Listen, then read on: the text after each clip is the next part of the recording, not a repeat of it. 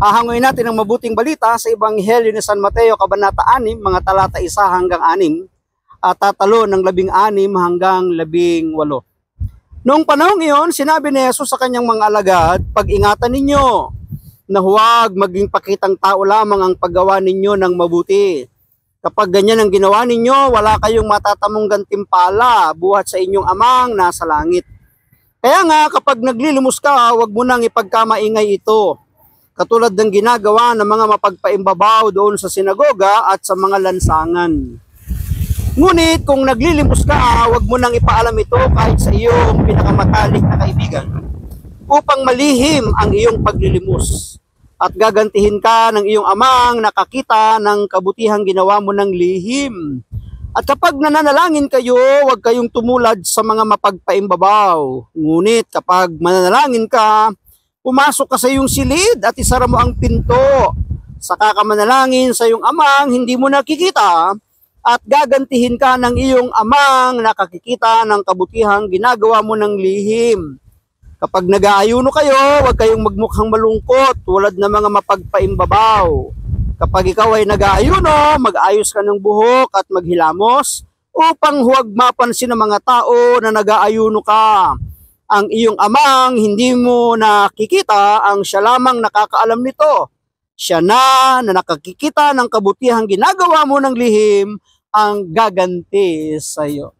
Pagpalain ng Diyos ang pagkabasa ng kanyang mabuting balita.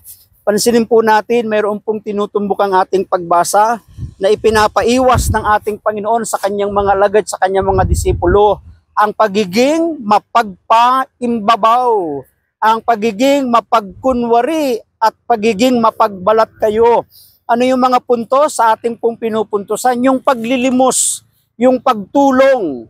Dapat pala kapag tayo naglilimos o tumutulong, walang taong nakakakita at huwag nating ipakita, sapagkat sinasabing nagantihan na tayo sa kabutihang ating ginawa. Hayaan natin na ang Diyos ang makakita ng ating lihim na ginagawang pagtulong at gagantihin tayo. Tapos yung pananalangin, dapat pa tayo ginagawa nating mag-isa, hindi ipinapakita sa tao, ay siya'y mapanalanginin, mahilig manalangin, o di na parangalan ka na, tinanggap mo na ang gantimpala sa tao. Wala na tayong tatanggaping gantimpala sa Diyos. Ang sabi, pumasok ka sa iyong silid, doon ka manalangin, walang mga nakakakita sa iyo, nakikita ng Diyos ang iyong ginagawa at ikaw ay gagantihin. Ganon din sa pag-aayuno, sinasabi sa ating pagbasa, dapat tayo ay nagpapagwapo, nagpapaganda para hindi mahalata nag-aayuno tayo. Bakit? Para yung ating ginagawa ay magkaroon ng kabuluhan at kwenta halaga sa Diyos, sapagkat ang Diyos ang magbibigay ng gantimpalang ginagawa natin para sa Kanya. Puntahan na po natin ang pinakasusing salita sa ating libro. "Pag-ingatan ninyo na huwag maging pakitang tao lamang ang paggawa ninyo ng mabuti. Kapag ganyan ang ginawa ninyo, wala kayong matatamong gantimpala buhat sa inyong amang nasa langit." Kaya pala may mga taong hindi tumatanggap ng gantimpala mula sa Diyos, mula sa langit, sapagkat ang lahat ng kanyang ginagawa ay puro pakitang tao, pagkukunwari, pagbabalat kayo. Ang isa pang tawag yan ay kaplastikan lamang, o di ba? Kasi napaparangalan, napapapurihan, tumanggap ka na ng parangal sa tao. Tumanggap ka na ng gantimpala sa tao, paano ka patatanggap sa Diyos? Na-harvest mo na, naani mo na, o di ba? Sa pagsisimula ng Kwaresma, nilalagyan ng iglesia ng abo ang ulo ng kanyang mga anak upang ipahayag ang pagsisisi at pagtalikod sa kasalanan. Ngayon nga po ay araw ng abo, Miyerkules de Abo, Ash Wednesday. Ngayon po ay panahon ng Ash Wednesday. Paglalagay ng abo sa ulo bilang tanda ng ating pagpapahayag ng pagsisisi at pagtalikod sa ating kasalanan. Ang tandang ito ay panlabas na pagpapahayag ng ating pagnanais na na magbalik sa kabanalan. Pagkat ipinapakita ng abo na ang tao'y nagmula sa alabok, babalik tayo sa alabok. Ang ibig sabihin, dapat tayo ay kinakakitaan ng pagpapakumbaba. Wala tayong ipagmamalaki sapagkat lahat tayo nanggaling sa alabok, naggaling tayo sa putik. Ang tandang ito ay panlabas ng pagpapahayag ng ating pagnanais, magbalik sa kabanalan. Higit dito ay maliwanag na tanda ito para sa ating mga sarili na samantalahin ang pagkakataon upang magbalik loob sa Diyos. So, ito na po yung panahon na tayo ay makapagbalik loob sa ating Panginoon upang ang lahat ng ating gagawin ay pagpapalain, gagantihin ng ating Panginoon. Ito ay nagsisilbing hamon sa atin upang talikdan ang gawang masama at mamuhay ng kalugod-lugod sa Diyos. Ito ay isang tanda na saglit lamang ang ating buhay at ito ay dapat gugulin sa gawang nararapat sa paningin ng Diyos.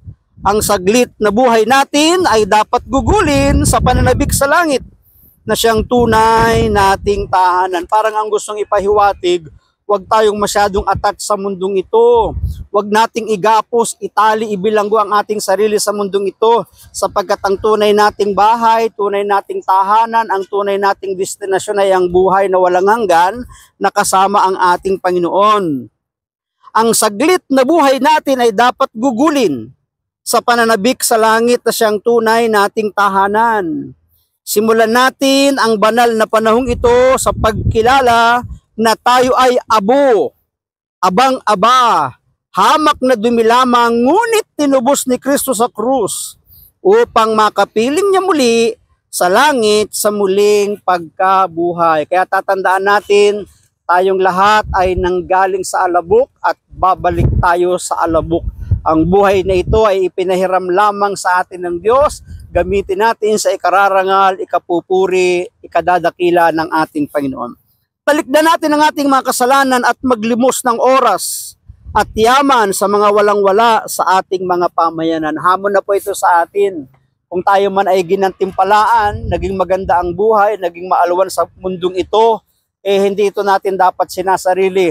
Dapat ito'y iniaabot at inutulong sa mga taong kapos, walang-wala, mga salat sa buhay. Sapagkat yun ang isa sa mga daan patungong langit sa buhay na walang hanggan. Maraming salamat at pagpalain tayo ng ating Panginoon. Ang akin lamang palaging sambit. Hayaan natin ang Diyos, ang palagi ang maging Diyos ng ating buhay. Bye-bye and bye-bye. I love you with the love of the Lord.